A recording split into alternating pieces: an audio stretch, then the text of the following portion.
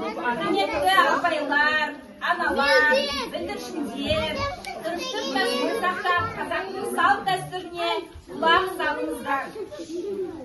Наурыз құтты болсын, оразай құтты болсын.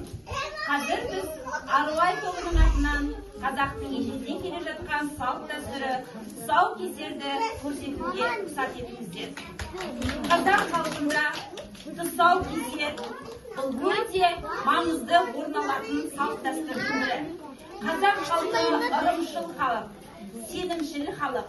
Қазақ халқы бала енді табанынан нық тұрып, тай басып, енді қадам басып келе жатқанда шауып кетсін, тез жүрсін деп баланың тұсауын кескен. Сондай-ақ қазақ халқы баланың тұсауын кесілген бала сүрінгіш келеді, жығылғыш келеді деп те санаған. Сол себептен тұсауды балатай басқанда шауып кетсін деп тезірек атап өтуді жөн көрген. Және тұсау кескен кезде қазақ халқы ала жіппен тұсауын кеседі. Ала жіптің де мағынасы өте зор.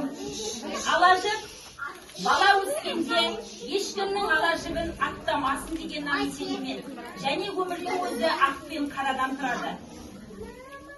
Бала басына бақ қонып, бақытты болған сәтте тәлпіш болып кетпесін, басындағы бағын қадірлей білсін дейді.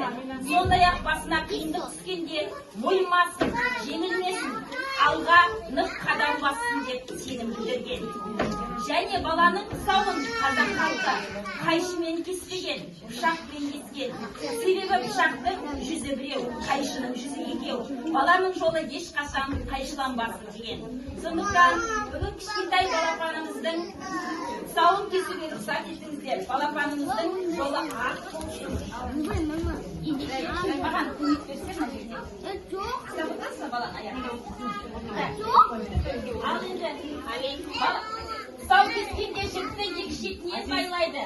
Кейбіреулер қабаттастырып, былай айқастырып байлайды, ол да болмайды. Баланың жолы айқас болмасын, жолы ашық болсын, түзу болсын деген наным.